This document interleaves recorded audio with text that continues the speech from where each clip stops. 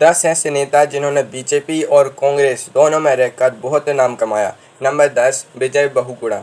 शुरू करते हैं नंबर 10 से, और ये नाम सुनते ही एक सवाल जरूर उठेगा मन में। एक बेटे ने वही पार्टी छोड़ी जिसके लिए उसके बाप ने पूरी जिंदगी खपा दी।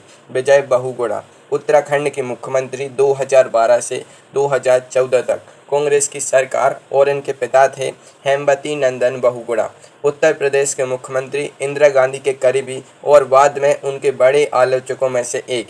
अब वो बात जो शायद आप नहीं जानते, हेमवती नंदन बहुगुणा वो शख्स थे जिन्होंने आपातकाल के बाद इंदिरा गांधी से सीधा मोर्चा लिया। वो कांग्रेस की नींव में से एक थे। उनकी पूरी राजनीतिक पहचान कांग्रेस से थी, और उनके बेटे ने 2016 में कांग्रेस छोड़कर भाजपा थाम ली। जैसे किसी ने कहा था, बाप ने जो बोया बेटे ने उसे उखाड़ दिया। ये नंबर 10 पर इसलिए हैं क्योंकि दोनों पार्टियों में उनकी पहचान तो रही, लेकिन राष्ट्रीय राजनीति में वो गहरी छाप नहीं जो इस लिस्ट के ऊपरी नेताओं की है। लेकिन रुकी, नंबर 9 पर भी एक बहुगुणा है, उसी घर से उसी परिवार से, और उन्होंने भी वही किया। नंबर 9 रीता बहुगुणा जोशी। एक ही घर, एक ही परिवार, और दोनों ने एक ही काम किया। रीता बहुगुणा जोशी विजय बहुगुणा की बहन, हेमवती नंदन बहुगुणा की बेटी। 2007 से 2012 तक उत्तर प्रदेश कांग्रेस के अध्यक्ष रहीं। उस दौर में जब यूपी में कांग्रेस को अपनी जमीन बचाने की लड़ाई लड़नी थी, रीता जी उस मोर्चे पर थी, और 2016 में उन्होंने भी कांग्रेस छोड़ी, भाजपा में शामिल हो गईं। 2017 के विधानसभा चुनाव में इलाहाबाद कैंट से जीती, योगी सरकार में कैबिनेट मंत्री बनी। अब सुनिए वो बात जो बहुत ही दिलचस्प है। भारत में बहुत कम परिवार ऐसे हैं जहां एक ही घर से भाई और बहन दोनों ने एक ही पार्टी एक ही साल में छोड़ी हो, और दोनों ने दूसरी पार्टी में भी नाम कमाया हो। एक चिराग से दो रोशनी, एक ही राह दो मुसाफिर।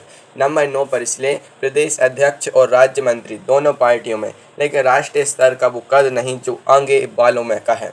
और अब नंबर 8 पर जो है, उन्होंने पार्टी बदली चुनाव से ठीक हफ्तों पहले। टाइमिंग देखकर आप खुद सोचिए। नंबर 8 आरपीएन है। जनवरी 2022 की बात है।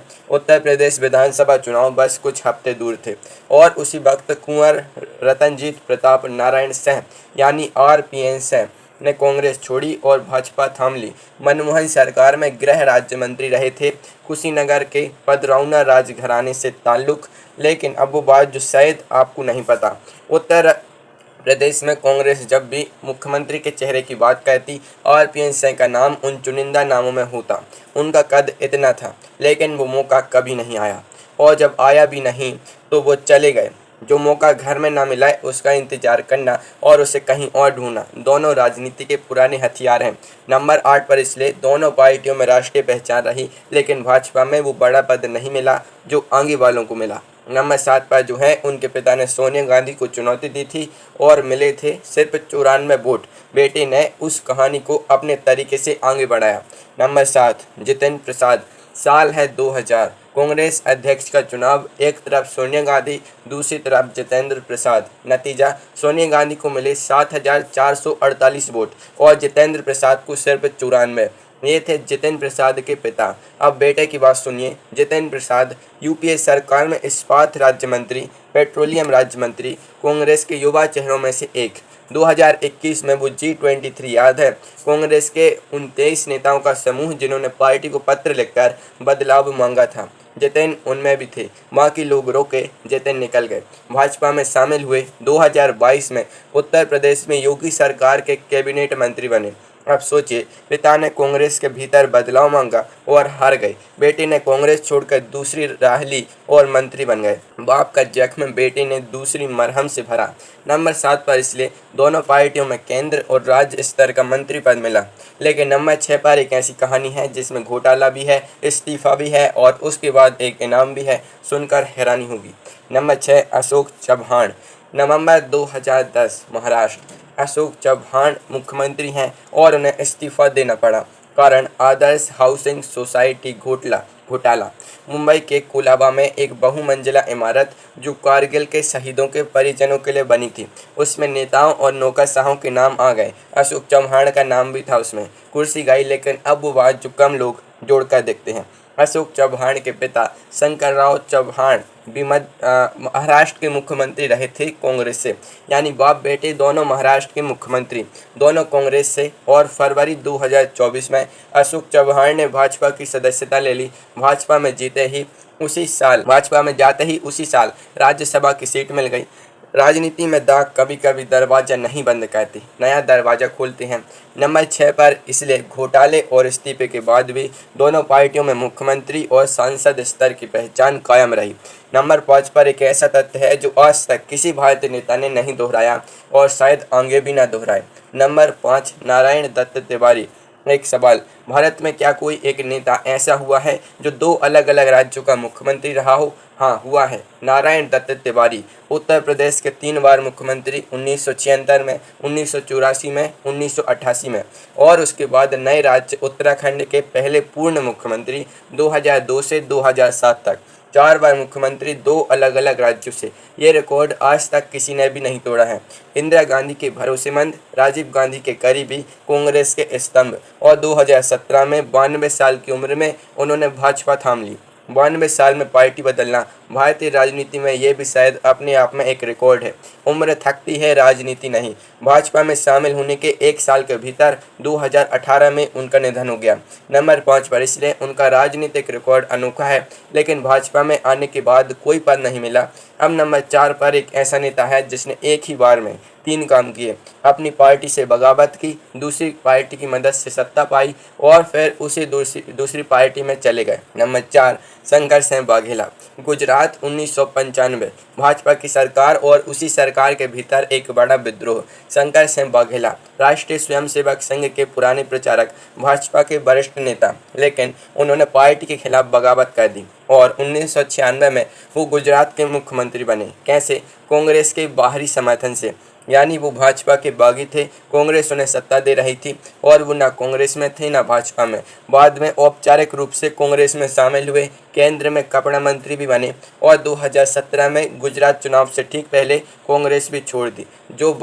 वो बात जो सोचने पर मजबूर करती है, जिस भाजपा को छोड़कर गए उसकी मदद से सत्ता मिली, जिस कांग्रेस में गए उसे भी छोड़ दिया।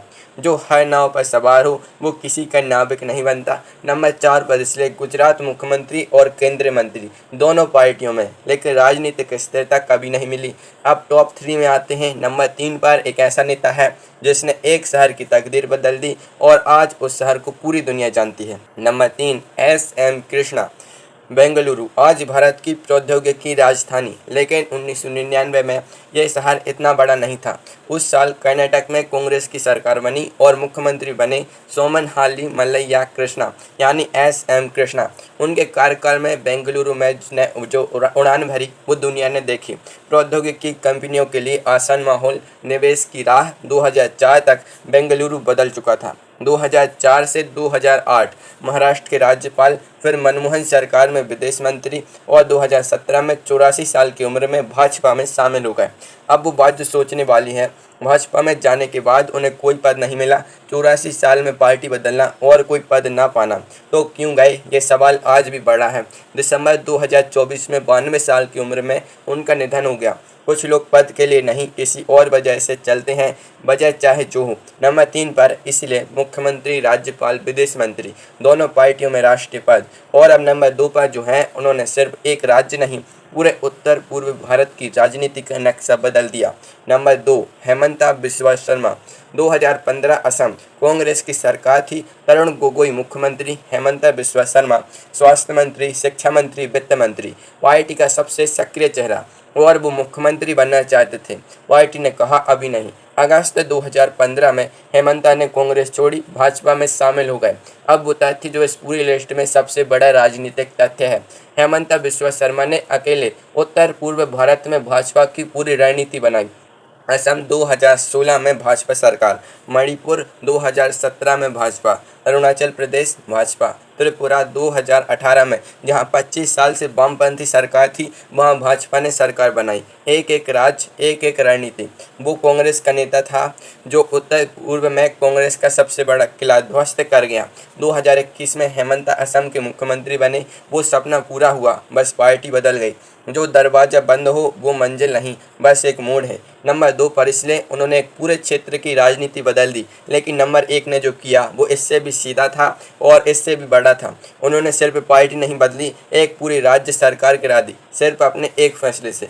नंबर 1 ज्योतिरादित्य सिंधिया। 10 मार्च 2020 मध्य प्रदेश। कमलनाथ की सरकार 15 महीने पुरानी और उस दिन एक इंसान ने एक फैसले ने उस सरकार को गिरा दिया।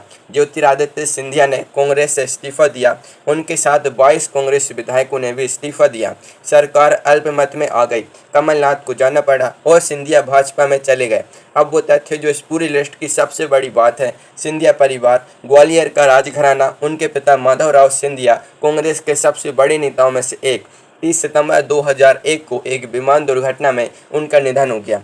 पिता के जाने के बाद ज्योतिरादित्य ने गुना संसदीय क्षेत्र संभाला, लगातार 4 बार जीते। यूपीए सरकार में वाणिज्य राज्य मंत्री, ऊर्जा राज्य मंत्री रहे। 2018 में मध्य प्रदेश में कांग्रेस ने सरकार बनाई, लेकिन मुख्यमंत्री बने कमलनाथ, सिंधिया नहीं। और उसके बाद जो हुआ वो इतिहास है। भाजपा में आने के बाद नागरिक उड्डयन मंत्री बने, फिर संचार मंत्री। ग्वालियर के राजघराने का एक नाम जो कांग्रेस की नींव से जुड़ा था, आज भाजपा सरकार का हिस्सा है।